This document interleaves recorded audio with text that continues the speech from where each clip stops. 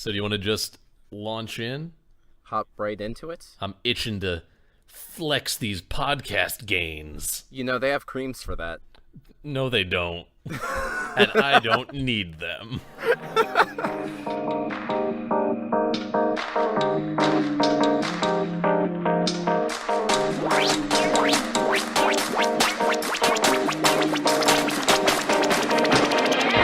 Hello, everybody, and welcome to Backstage Gaming, dramatic takes on your favorite games. I'm Chris. And this is Dylan. And this is our 5th episode, which means that if our podcast was a baby in medieval times and episodes were in years, we'd be like 95% of the way to a long and healthy life. That is the most Chris thing you've said in a very long time. That was off the dome. I know. So how are you, Dylan? What's been up with you this past week? Oh, I'm doing all right. Not really a whole lot to talk about. It's been pretty chill. I guess like in terms of video games, I've been playing an Ocarina of Time randomizer. Sometimes I want to know about the man, not the games. Well, Chris, I really nothing. Threw you for a loop with that one. I am defined by my love for electronic media. I have nothing else. I'm an empty shell of a man. Oh God, no! Stop. But yeah, no. Life's been chill. I think I've finally been starting to move stuff. Like, okay, so I actually do have a story. So I'm in my old room, and you know I sold my old twin beds, or I donated them rather, and no more bunk life. No more bunk life. And so we were moving my grandma's old mattress from the basement, and you know, it's a queen size mattress, so we can like barely get it up the stairs because like it's brushing the ceiling and it's terrible. And so, you know, after I feel this viscerally. So after like an hour, what seemed like an hour and a half, it was probably closer to like 40 minutes, but after an hour and a half, after a week of trying to move this mattress. 2 fortnights of mattressdom. Of trying to move this mattress up to my room, we finally get it done. And so, you know, we kind of say, fuck the bed frames, we'll set that up later, whatever. And so, you know, I finally lie down on this mattress. And I don't know why, but this memory came rushing back to me of my grandma being very insistent that she have a firm mattress. I think eventually, like, what she meant was, like, I want a Tempur-Pedic mattress or some sort of mattress that conforms to my body, and, like, thus, you kind of sink into it. Mm-hmm. But, that was the second mattress she got at my place. The first mattress is literally the equivalent of sleeping on the floor. Oh, no. Like, I there must be some give, because, like, I didn't wake up feeling completely stiff, but, you know, I just kind of flopped on the bed, and I'm like, oh. Soft mattress make for soft boy. Are you saying I'll become like Final Pam? I think that's what's gonna happen. I think you're Final Pam bound. All 5 of our listeners who know what the Final Pam is. Yeah, I mean, we're probably threading that needle. That's what I'm hoping for. Yeah. Meanwhile, my prediction of becoming Chance the Rapper has proven false. And instead, I am transforming into a turkey boy. Oh, yeah. Yeah, I saw the picture. Context for y'all, my day job, my survival job right now, I work at a grocery store. I'm in customer service, which is delightful. Not only that, I am in customer service in, like, right on the border between a relatively low-key North Shore Chicago suburb and a very bougie North Shore Chicago suburb. And so we get some characters in, especially around things like the holidays when tensions are running high. And either I'm going to be struck dead by a turkey-related panic attack, or I'm just going to get like crushed in an avalanche of cold dead birds before the end of the holiday season. Like that is my called shot. This will be the end of me. It's okay. So you're feeling that Thanksgiving pressure, or is there like something specifically that's happening to you, my friend? Well, I may or may not be slowly black swanning my way into a Natalie Portman turkey. Oh God. But more than that, it's just like I really like an element of customer service that I genuinely enjoy is I like that my job essentially is to talk to people. That has been challenged as I have gone from just being a cashier to being, the person behind the service desk where, like, when Karen wants to speak to a manager, I'm the person she comes to. That's a little less fun. But, like, I am a social person. I'm an extroverted guy. And so, like, I enjoy the element of this that is working face-to-face with people. But when literally every single person who comes in is dealing with the, like, my in-laws are coming into town, and there's going to be 20 people in my living room, and I don't want to have to cook enough food for 20 people, and I just need you to do this catering thing, but it's everyone. Oh, no. Like, it's a lot, and it's a strain. Buddy. Yeah, I'm applying to some positions that are a little bit less intensive in that way at stores closer to my apartment, because that'll be like a double-edged sword of my life getting better. But until then, gobble gobble, motherfuckers. But yeah, that's the current life and times of Chobani Wilson. Let's talk about I games. believe in you. Let's talk about games in a context that games are not typically talked about in, because that's what our show is. Dylan, what we talking about this week? Before we get into that, okay, hit me. I think for the last episode we teased that we were going to be doing a scene-by-scene analysis of a game. Yes, we did say. Yeah, we did say this episode or next episode, and yeah, we're gonna keep kicking that can down the road because we really want to do that justice. Yeah. But before that, there is a beloved video game series from my childhood that I saw a coverage of one of the games in an issue of Nintendo Magazine, and it is a game that, for people my age and younger, is, like, completely obscure. And now it has recently gotten a revival of sorts in a new Netflix series. And Chris, you have seen this Netflix series for the first time. It's so good. A couple days ago, right? Yes. So, yes. Okay, so we're talking about Castlevania. Yeah, I was going to lead into that, but yeah. Go watch the Castlevania series on Netflix. Be warned, it's gruesome. There's a lot of animated gore. If you're squeamish, if you don't like violence, like, even for, like, animated violence, it goes hard. There was some scenes where, like, I was like, ooh, oh, wow. Yeah. But for all that, it is an incredible show. I binged all of season 1, which is 4 episodes in one day, and then the next day binged all of season 2, which is 8 episodes. It's real good, and it got me thinking, got Dylan thinking as well, how did this, anime Netflix original series adaptation of a video game work so well when basically every other video game to film adaptation has been hot dookie? This was the video game adaptation that not only could, but did, and I kind of want to break that down. Yeah, like, it's interesting to me that not only did someone finally make a good, it's not a film, it's not a movie, it's not feature length, but a good film as media adaptation of a video game, but they did it based on Castlevania Rondo of Blood. Am I right? No, it's Castlevania 3. Yeah. Okay. Alucard is in we'll get to that. Okay. We might get to that. We'll break it down more, but before we get to what made Castlevania good, we need to talk about some of the less happy entries in video games flirtation with film. Yep. I went ahead, and as I was preparing for this episode, I compiled a short list.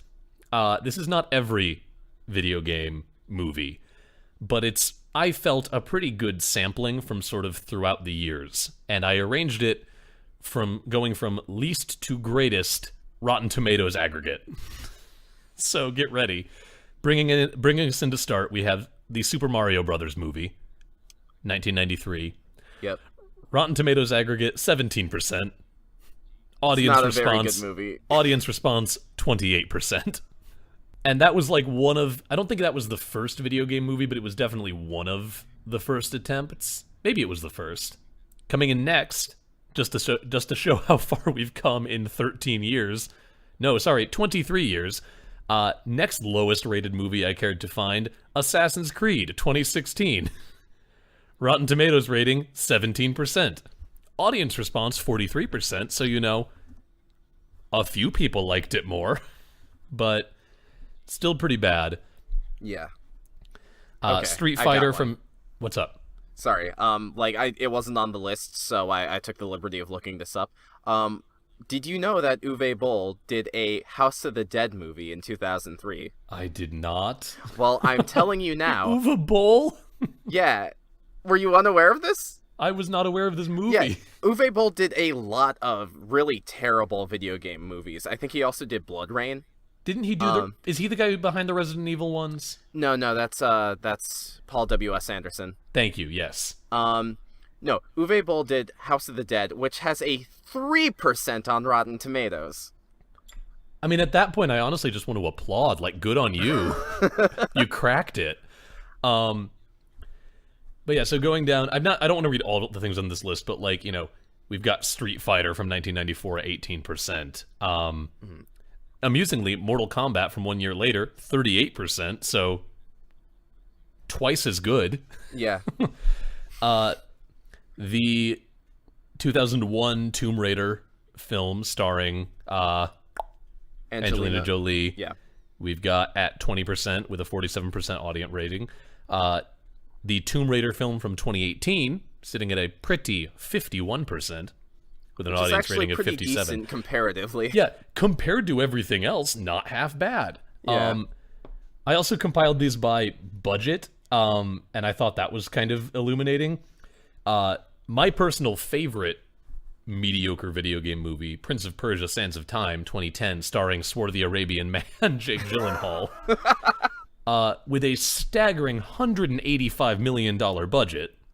Like, not the biggest budget out there, but respectable, coming in at 36% on Rotten Tomatoes, but with a respectable 58% from the audience. More recently, Rampage, starring... I did not know there was a Rampage movie. How did you miss the marketing for that? No, Dwayne Dwayneson was all over that shit. I saw the trailers. I never made the connection. You didn't get...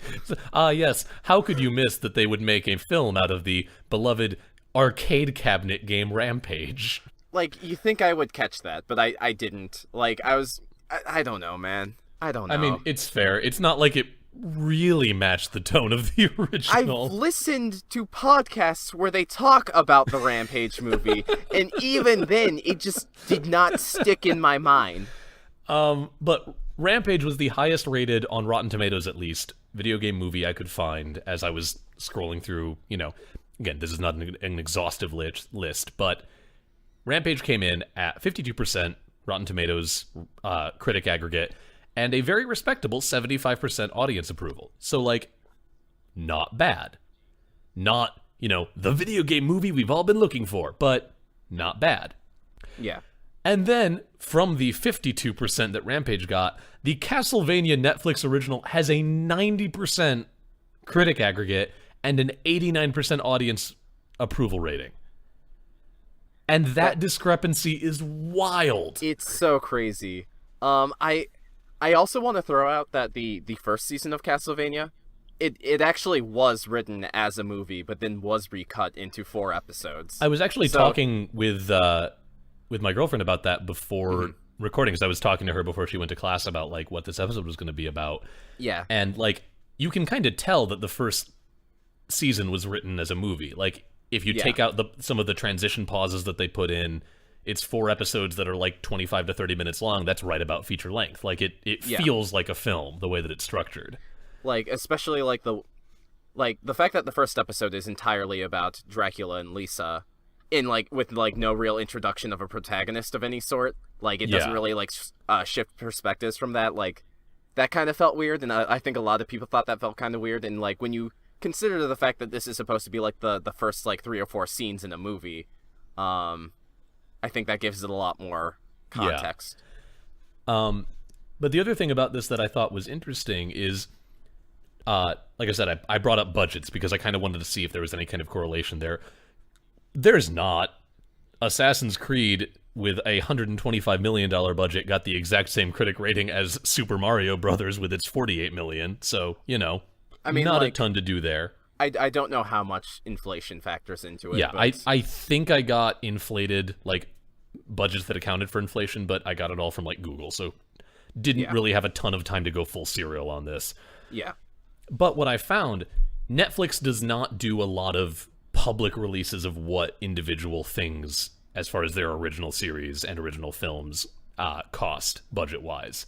But I did find a Forbes article from a few months ago saying that they had increased their total budget for original programming for 2018 to $12.5 to $13 billion. And that $13 billion was going to go to producing 82 feature films and 700 TV series. Netflix is building an empire. Yeah, that's crazy. And it's also like, this is a little aside, but I think it's super cool the way that Netflix is taking this like throw the spaghetti at the wall kind of approach to budgeting films, because they are going to have super good numbers on what is good and what is not, and then they'll be able to give more money and allocate more funds to those people that are making the things that is good. And like, time will tell how well this works long term, but at the moment I think that's like a really cool strategy, considering that they kind of have infinite money to be playing with. So like, good on them.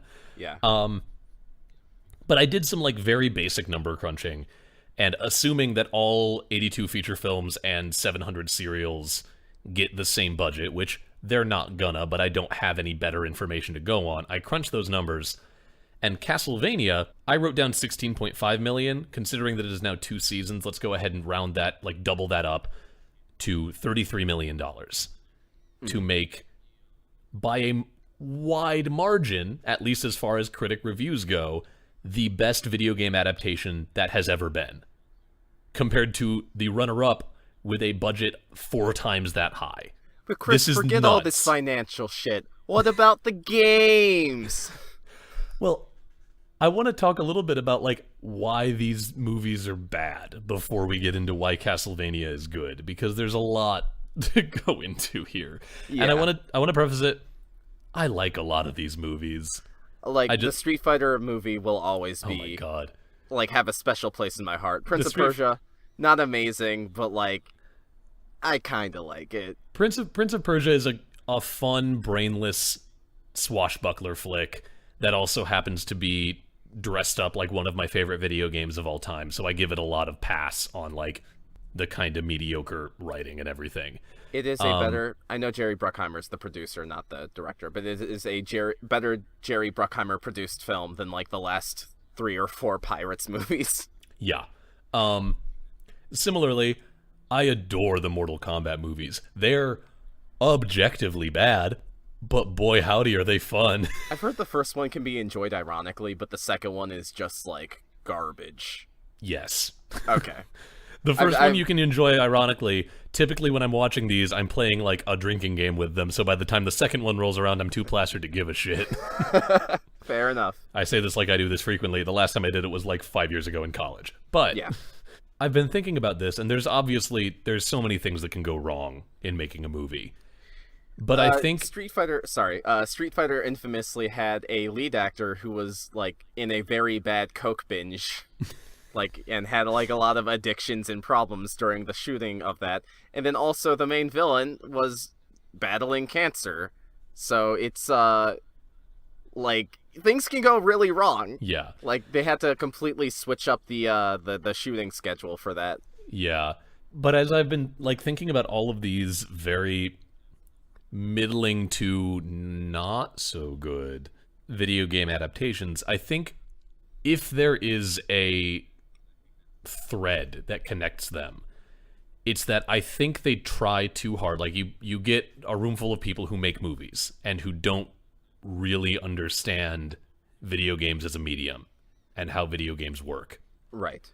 And they say, okay, we've got the Prince of Persia. What do people like about the Prince of Persia, the Sands of Time, the game? Oh, they like the runny, jumpy, climby fun, and they like the relationship between these two characters. Hey, writer's room, make a movie about these two characters coming not to hate each other that also involves a lot of runny, jumpy, climby. And they don't take the time to think about, like, well, yes, a big part of, at least for me, the enjoyment of Prince of Persia: The Sands of Time is watching, the prince and Farah come to not hate each other, and then further that come into caring about each other. Yeah. With a video game, you've got, I'm trying to think, Sands of Time is what, like a 6-7 hour game? At least on the first playthrough? I remember it taking me closer to like 10 or 12, but what do I It's know? been so long since I played the first time, and like I got to the point where I could do it in like 7 or 8. Yeah. But like, even so, minimum like 7 hours. Yeah. Over which this relationship is developing. And now you're trying to cram that arc down into a 2-hour and change feature film. I think it's also worth noting that there is a lot of quiet time in the Prince of Persia games where, it's not even necessarily like the story is being told to you or like being shown to you, but you're just kind of living in that world, which is a luxury video games have that film doesn't really have. Yeah.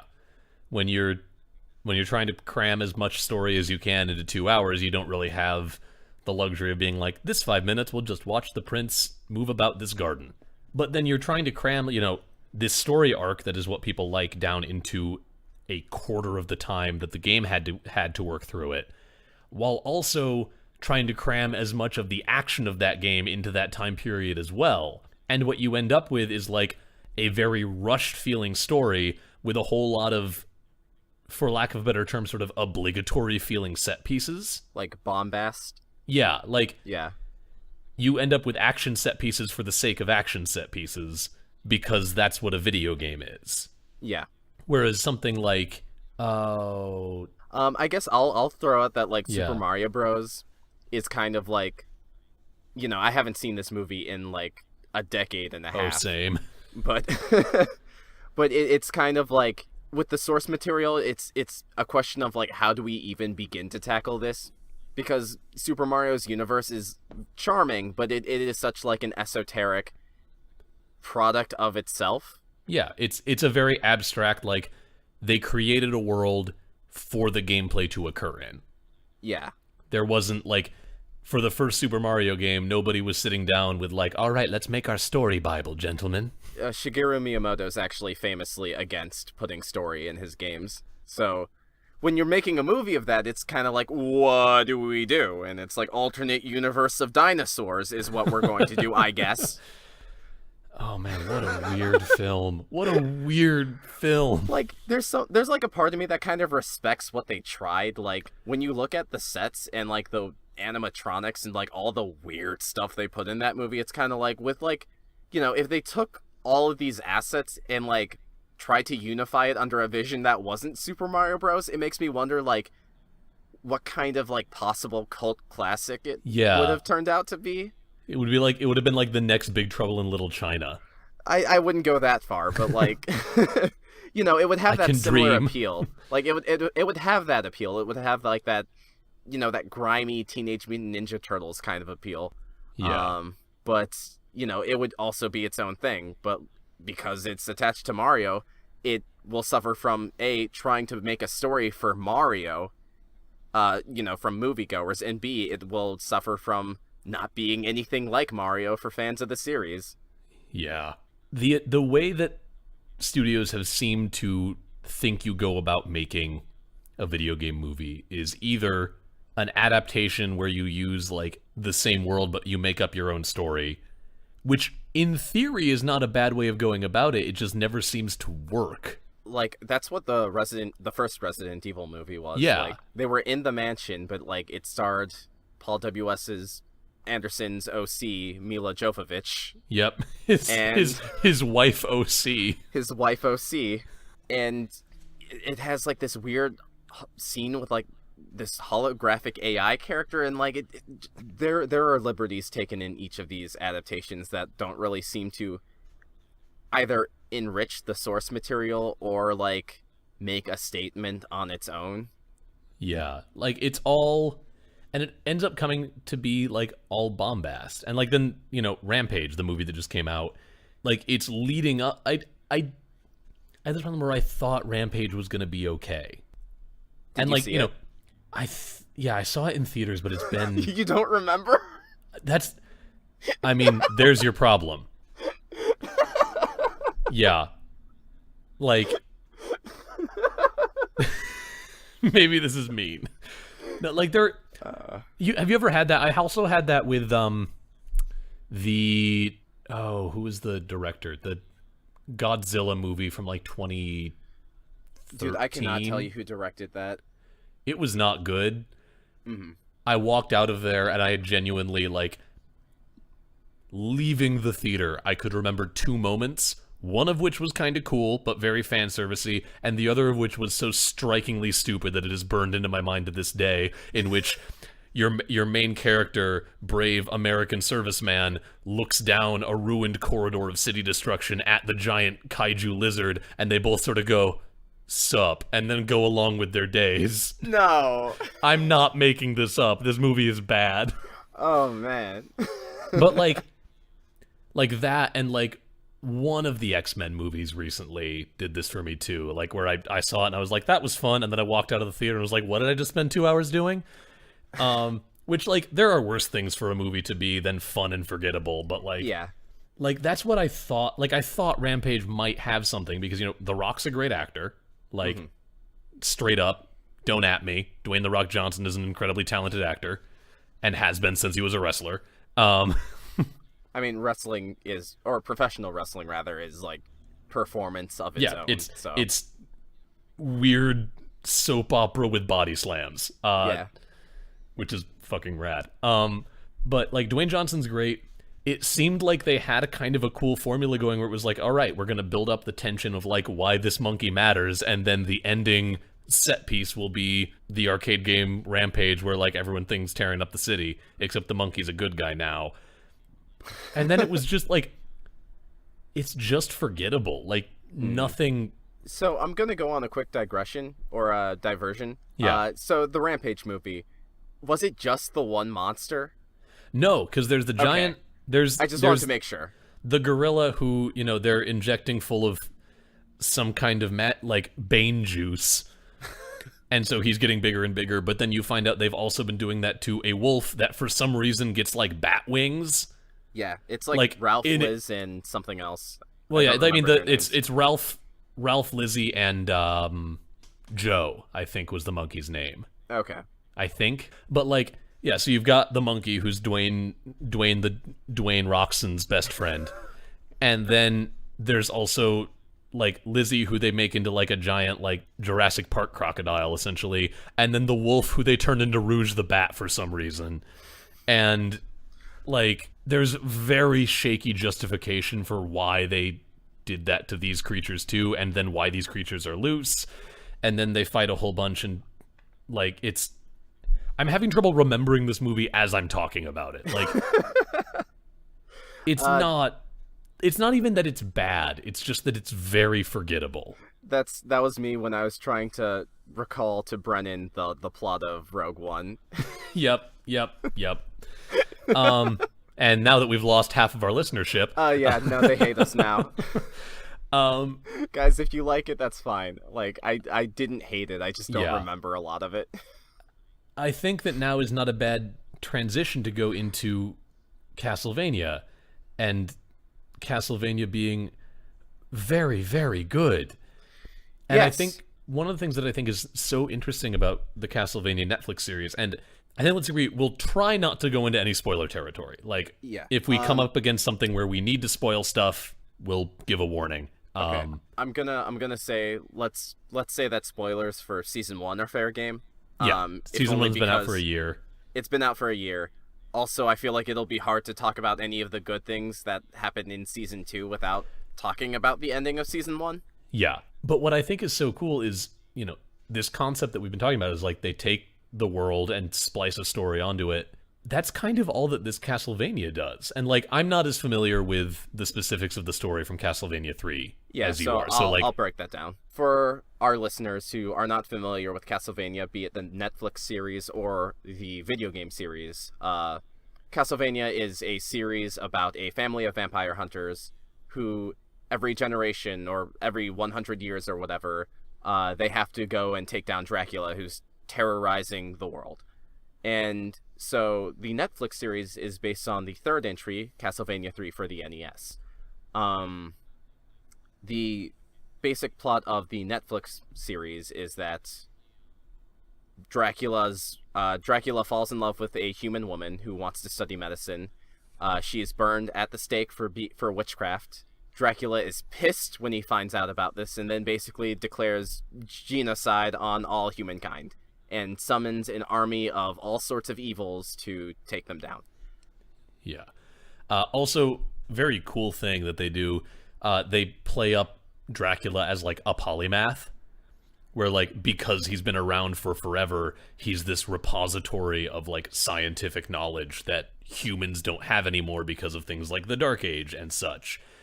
And so his human wife is using all of this scientific knowledge, which is then why she is found. And they're like, "Thin glass, you must be a witch woman. Burning time." I guess how much of that is in Castlevania 3? Okay. How much do they give Dracula in the game? So the really quick, the main vampire hunting family I mentioned earlier, they are referred to as the Belmonts, and the main character of Castlevania 3 is Trevor Belmont. With that out of the way. So here's like some similarities and differences. They do establish, because they have like a little text crawl before you press start in the original game, they establish that Dracula is terrorizing the countryside. I believe they mention that it's because of the death of his wife. If he doesn't mention it when you meet Alucard in the game, he probably says something about it, or at some point in one of the games, they do mention that that is his explicit reason for doing what he's doing in Castlevania 3. And so, I guess like the big thing is like, yes, Lisa canonically in the games was burned at the stake for being a witch. If they don't mention that in the original Castlevania 3, they definitely mention it in Symphony of the Night. Also, the Belmonts were exiled for their powers, like their vampire hunting prowess was seen as dangerous. And so I believe, because it's been a year since I've seen season 1, but I believe, like in that series, the church does commission Trevor to take down Dracula. Unlike the Netflix series, Trevor is like A-okay with this. He says his prayers in front of this giant ass cross and then goes about his journey. And the church doesn't commission Trevor in season 1. Trevor runs afoul of the church because he sees a couple of priests about to beat some dude to death, and he steps in and kicks the shit out of them. Okay. I couldn't remember if they were like, "You're a Belmont, we hate you, but we really want you to take care of this pest for us." But that's not how it happens? There's an interaction between him and the bishop where the bishop's essentially like, "Okay, you're in my city. I don't want you here. I got this shit. Okay. You get the fuck out, or we kill you." Okay. And we're also going to go kill this group of nomadic wizard people that we hate because this is all their fault, not ours. We're perfect. But yeah, it's a very confrontational relationship between Trevor and the church.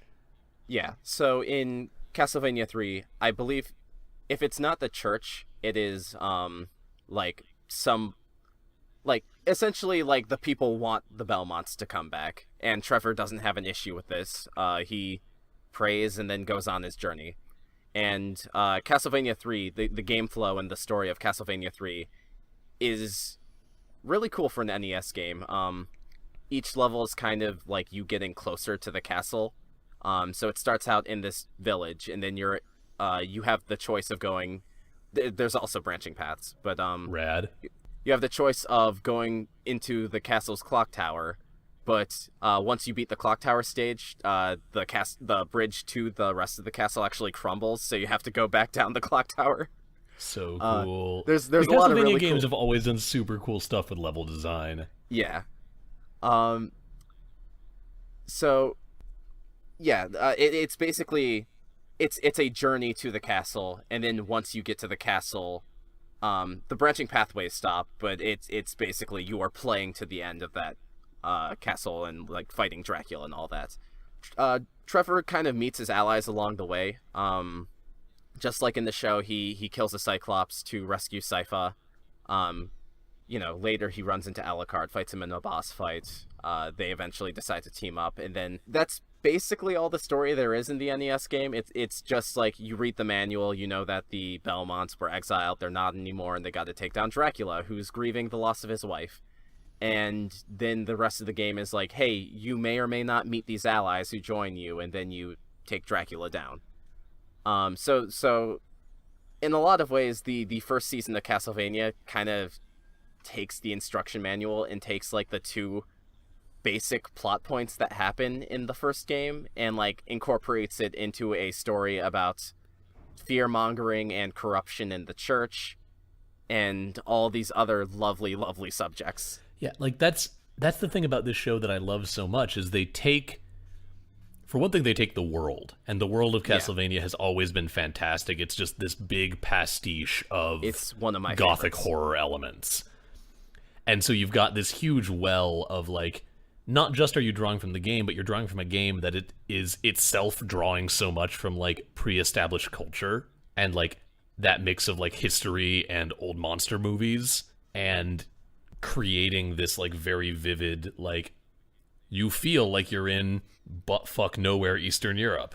And the way that the show is animated and the way that the show is, like, scored and all of the different design decisions they make really bring this world of Wallachia, this fictional Eastern European country, to life. But then they really don't worry, and this is the thing that I think is so good, they don't worry about, like, this is what people expect the Castlevania game to be. Yeah. Like, they take the tone, and they take the characters, and they take the set dressing of the world, and then they build a coherent story out of that. I would argue even then they don't completely take the tone. Castlevania, at least Castlevania on the NES and for most of its lifespan, was kind of a love letter to Universal horror films, which means that, like, in Dracula's castle, you would get Egyptian mummies and Medusas and, all these different, like, they're monsters, but they're not necessarily fitting to Dracula's castle specifically. Yeah. It's a literal monster mash. And I think what the show did, and, some might gripe about this, but it's honestly a smart decision for the tone of the show. They took all of the, ill-fitting elements of the Castlevania games, and they kind of replaced them with generic demons, but I think that better serves the story they're trying to tell. They also amp up the enemy variety in Season 2 in interesting ways. And, like, they're still, like, generic sort of bestial demons, but you get some different types and some different monster kinds, and, like... I recognized a boss fight from Symphony of the Night. Yeah. But then you also... They take the plot points and then figure out how to structure a story around them and how to structure, like, character arcs around them. Like, Trevor in Season 1 has a really, really good character arc. He starts out, the first time you see him, he's just, like, drinking his issues away in a bar. Yeah. Because that's where his life is. And he's just sort of, like, begrudgingly going about trying to, like, scrape together enough food to stay alive. And even when he runs into, like, the people that need help, he's like, oh, fuck, I have to help this idiot again. And it's only after he's basically, like, shamed into helping that he takes up the mantle and, like, is what he needs to be and has, his recognition and reversal. And it's really good. And I think that's what kind of sets Castlevania apart as a series, is it was clearly written by people who had a story they wanted to tell. Yeah. And knew how to structure it so that it landed. And, like, all of the characters have really tight arcs. Dracula's arc is amazing, but I don't want to go into the details of why it is because major spoilers for the end of Season 2. I was, like, very moved by a lot of the resolutions that happen at the end of Season 2 because they very neatly tie up a lot of what's going on while also leaving it open enough that the world doesn't feel like, and now everything's perfect, because that's not at all the kind of story they're telling. Yeah, I feel like if you are a fan of Dracula, even if you're not necessarily, if you know nothing about Castlevania, check out the Netflix series because, like, they do some pretty cool things with the Dracula character and the Dracula mythos, I guess. Yeah, it's very, very good. Also have to say, kind of what I was going to. Like, they don't focus so much on, like, this is what the Castlevania series is like, and so this is what we have to make the movie. Like, they feel free to make the show feel like what you would imagine Castlevania to be. Like, this show has some of the best fight animation that I have ever seen. Like, right up there with something. The storyboarding is very tight. The storyboarding is super good. The way that they make everything feel so fluid and, like, make all of these superhuman fighters on both sides feel so powerful. Yeah. Like, it's up there alongside, like, Avatar: The Last Airbender as far as, like, some of the best animated fight choreography I have ever seen. End of season 1 culminates in Alucard and Trevor Belmont fighting because they haven't decided to work together yet. And that fight scene, you see them both use their power sets and introduce their power sets, for lack of a better word, in such, like, elegant ways. You see, you know, Trevor using his whip in very creative ways, which sets him up to then be very skilled with that later on when he's needing to find out new ways to do it. You see Alucard, you know, using these vampire powers, some of which don't come up again until the final fight against Dracula. It's so tight, and it's so good, and it's so creative in the way that they put these fight scenes together, and they manage to keep them feeling very consistent and feeling very grounded, which is very hard to do, even in live action fight choreography and, like, fight filming. It's very easy for things to become floaty and for, like, the sense of geography to get lost, and they don't, and it's animation, and that's awesome. For those of you who don't know, I'm a big fight choreography nerd. Yeah. Oh, yeah. I think the thing that really sells, or really sold this to me, is that they take what is, for me, like, the most important thing about Castlevania as a story, or as, like, a piece of narrative in an interactive medium, and they take its mythos, and they apply that mythos to a story they want to tell.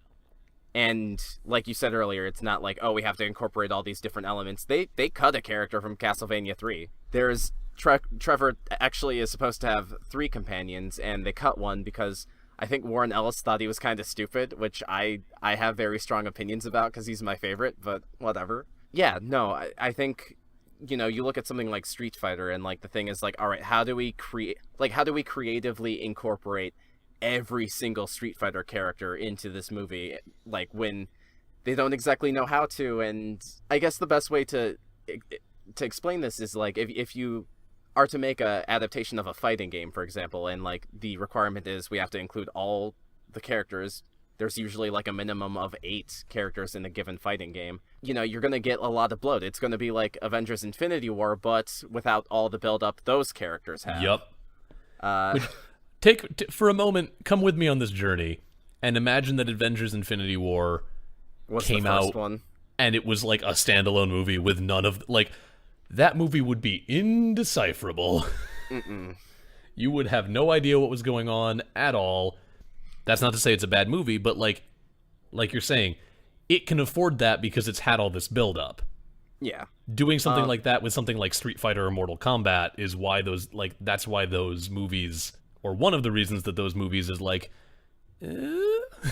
Yeah. Audiences were baffled and upset. There is a focus on characters over bombast. I don't want to talk about season 2 too much, but all I'm going to say about it is that, like, there was a lot of focus on characters, to the point where, like, you know, as a fan of the series, and probably despite my better judgment, I was kind of like, I want to see them whipping Frankensteins, please. But, like, you know, at the same time, like, I don't want to compare it to Game of Thrones, because I haven't seen a lot of Game of Thrones, but there's just a lot of, like, plot and side stories, and kind of, like... It honestly put me in mind at times of Samurai Jack, which is another of my favorite animated series. Okay, yeah. Like, Samurai Jack had this confidence in itself where it was willing to, like, as a kid's cartoon, ostensibly, have entire episodes that were basically just Jack, like, walking through various surreal landscapes with almost no action. And there are some episodes of this show that have that same confidence, where they're like, we'll have one action set piece, like, right at the very end, but the 20 minutes leading up to that are gonna be character development. But it paces itself so well that you don't really mind. And that's, like, a very tricky thing to nail, and they really did. One other thing I want to bring up before we can sort of move on from Castlevania, there was an article published by Kotaku where one of their writers sat down with Adi Shankar. I'm probably butchering his name, but Yeah. Adi Shankar, who is the showrunner for Castlevania on Netflix. And one of the questions they asked that I thought was super cool, they ask, do you wish Castlevania's second season had more episodes? And he just says, no. And they're like, why? And he's like, well, we planned it out. Like, the whole team, I'm going to just read this response. We planned this out, and I mean the whole team, me, Warren, everyone, and we have these specific stories that we want to tell. When season 3 comes out, you'll realize, oh, they were setting things up that I didn't realize were setups, little throwaway lines of dialogue or characters in the background. You'll realize a lot of that is intentional. And I think that, like, on the one hand, the setup stuff is really smart, but I just really like that we have specific stories that we want to tell, because that's what makes good media, not just TV. But, like, I think that the big difference, if there's one big thing that sets Castlevania apart, is they didn't set out to say, like, we want to make a video game adaptation just cause. They said, okay, we have stories that we want to tell in this world. Yeah. And, like, that counts for a lot. Yeah. You can get away with a lot if you're telling a compelling story. That's all I have on Castlevania, but before we end, do we want to talk about the Detective Pikachu trailer? There are 3 upcoming video game movies, and, you know, one of them we've seen. Yeah, we set our piece on Sonic. We can leave Sonic aside, I think. Oh, there are 4 video game movies coming out. What's the 4th? I know. We'll get there. Okay. So there is Detective Pikachu. We'll get to that one. There is Monster Hunter. We'll get to that. We talked about Sonic, and then the 4th movie is the upcoming, still in production, I believe, Metal Gear Solid movie. I didn't know about that directed, either. Yes, it is being directed by the director of Kong Skull Island, I think. And I am actually cautiously optimistic for it, because if nothing else, like the guy has proven that, like, he is a fan of Metal Gear. He actually did, like, a promotional video for, like, the 30th anniversary, I think, or something like that, of the series, and he hired a lot of the old voice actors to, like, kind of, like, do a little spiel. And, like, I don't know if that's gonna make it a good movie, but, like, if it's made by a fan and at least tickles my inner fan, that sounds very dirty, but you know what I mean. Dylan, glad I could show up to tickle your inner fan. This is like one of my Japanese animes. I'm right here. People who have never played Metal Gear Solid are so Solid confused Snake. right now. Here to talk to my best buddy, Dylan. Oh, Snake! Kiefer Sutherland is my name. Anyway. That was disgusting. You're welcome. Oh, we're deleting that. You might be. But who edits these episodes? Oh, no. Okay, real talk, though. Mm-hmm. There is now a trailer for the Detective Pikachu movie starring Ryan Gosling as Pikachu. Ryan Gosling? Ryan Reynolds. Ryan Reynolds. One of the Ryans. I always Deadpool. confuse them. Ryan Deadpool. I'm actually kind of into it. I remember I was talking to a friend, and she had only seen screenshots of it, and, like, when you look at those Pokemon in, like, a still photo, they look like a lot grosser than they do in motion. Oh, it's very true. But, you know, I was kind of trying to downplay the fact that I was actually kind of into it. Like I was like, yeah, it kind of looks like they're going for, like, this weird Howard the Duck, like, Garbage Pail Kids that's aesthetic. a very accurate aesthetic. And as I was saying that, I'm like, and I'm super into that, but I don't want you to know. Like, here's the thing. It's hard to tell what this movie's really gonna be like. We have one trailer. Yeah. But, like I said about Castlevania, it seems like they're like, we have a world we want to tell a story in, and we have a story we want to tell, and I'm willing to go along with them on this journey. I'm not sitting here saying, I think Detective Pikachu is going to be great. Yeah. But Like, I am curious to see what Detective Pikachu ends up being. Yeah. I'm not completely sold, but, like, I laughed during the trailer. Yeah. The trailer got me much more hype for it than I had been before. Like, I'm feel still... I'm sorry. Sorry, I was just gonna say, I feel like with a movie called Detective Pikachu, you're kind of gonna want, like, an almost, like, that kind of grimy, like, I don't want to say so bad it's good, but, like, completely self-referential, for lack of a better term. Yeah. Like, it makes me think, not quite Who Framed Roger Rabbit or anything, but, like, you know, I want Looney it to Tunes be, back like, in action. no, definitely not. I want it to be kind of like the live action '90s Ninja Turtles movies, Yeah. which aren't good movies, but like But if they're you're fun. a Ninja Turtles fan, they are fun movies. Yeah. And then the other one, the other elephant in the room, is the Monster Hunter movie, Yeah, which made by our good Resident Evil boy, and it seems to all be taking WS. the Monster Hunter games are set in this world full of like dinosaurs and kaiju and like saber-toothed tigers, and the whole premise of this game is like you're some dude and you go out and you fight, you know, a smallish monster, and out of its body you make better gear so you can go out and fight bigger monsters, and it's this very like fantastical kind of otherworldly aesthetic that they have going. Like you would actually have a lot of freedom with those games because they don't really have a story. At least not to my knowledge, they don't really have a story to them. It's just you are a monster hunter. These are the monsters. Take them down. Yeah. And the first production photos we have feature 3 people in army fatigues by a Humvee So in the like, desert. we kind of knew about this And I'm before, so though. tired. We knew about this before It hurts us. we knew about it before the production photos came out. But the premise of the Monster Hunter film coming out is that the monsters are coming to our world and people have to do something about it, and Mila Jovovich is going to learn how to wield the Monster Hunter weapons to take care of this new threat. If I And wanted to watch that movie, I'd go watch Pacific Rim. It's just it's kind of like, you know, I wonder, because I remember it might have been a Lindsay Ellis video, or it might not have been, but like there's something about like how the Transformers movies are actually paid in part by the military as like a sort of propaganda scheme, and I wonder if that's like how this Monster Hunter film even got off the ground. It might be. It probably is, but even then I can also be like, you know what's cheaper than like creating weapons and costumes that resemble Monster Hunter armor? Just putting them in army fatigues and shooting in the real world. Yeah. And it's just like, what's the point?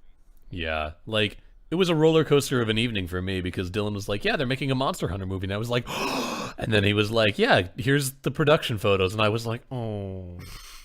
You're making me sound way too chipper. I was just as deflated as I mean, it was all via text, so I did not have any idea of your tone. Right. But yeah, I'm willing to see it. I'm willing to see what they do with it. The I'm Monster not Hunter movie? No, fuck that. Fair enough. Fair enough. You're not getting my money. Are you crazy? Well, we'll hold out for Detective Pikachu and Sonic the Hedgehog. Yeah, like I was about to say about Metal Gear Solid, like, the guy's a fan, which, like, can be good or could be bad. It depends on, like, how he treats the material. But I'm excited for that, if only because, like, I feel like no matter what, it's not just going to be a cheap cash-in, Yeah. at least on, like, the creative side. Yeah. So, we'll find out. We'll find out. Yeah. Detective Pikachu has me hopefully optimistic. Sonic the Hedgehog is going to be a train wreck, but I'm going to see it. It's going to be a trip. Let's leave it there. Maybe who knows? Maybe it'll be Detective Pikachu 2, but like knowing Sonic's track record in video games and out, maybe not. Good. It ain't it gonna be weird. But yeah, go check out Castlevania on Netflix. It's super When's fun. live action Rouge the Bat? Thank you all for listening to Backstage Gaming. It really means a lot to us that you've been listening, and it's been very cool since we launched seeing people responding. So far it's been friends, but also like some fellow podcasters have reached out to us. It's been very cool seeing this thing kind of get off the ground. So thank you for listening. Please share us around, share us on social media, share us on Facebook. Go up to your best friend and play them our episode involuntarily. Go to your local best friend. Hook us up to a microphone and play us out your window as you drive down the street. But seriously, like, the best way for us to grow is for people to listen to us and like us and tell people about us. So we hope that you will, and we hope that you have been enjoying what we've been doing. Thank you for listening to our show. You can listen to us on iTunes, Spotify, or Stitcher. And if you do, please share, drop a review or a rating. It really helps us. Yeah, iTunes reviews in particular will really help us, like, move up the podcasting charts and, like, just get us a little bit more reach, because algorithms are cool. You can also please feel free to reach out to us at our website, bsgpod.com. That's bsgpod.com.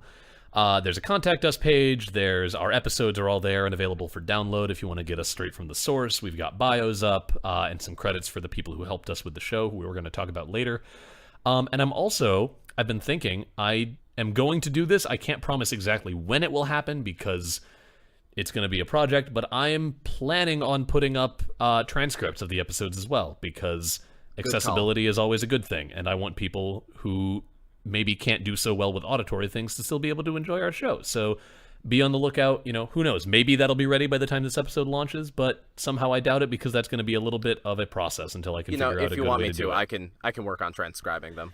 Yeah, we can split that duty, but be on the lookout for that, because I want everyone to be able to enjoy our stuff, even if headphones/audio mediums don't particularly work for you. If you want to hit us up on social media, we got Facebook, we got Twitter. Our Twitter handle is at BSG_cast. We also got YouTube. You can probably just look us up on YouTube. I don't think that'll be too big of an issue. And if you like our stuff and want to post about us, please use the hashtag BSGPod, because that is the hashtag we want to get trending. Also, big thank you to a couple people without whom our podcast would not be nearly so professional looking or sounding. First up, our friend Brennan French, who is a very talented artist. He did our logo banner thing, and you can find him at his website, which is brennenfrench.squarespace.com. That's BRENNEN-FRENCH.squarespace.com. Thank you, Brennan.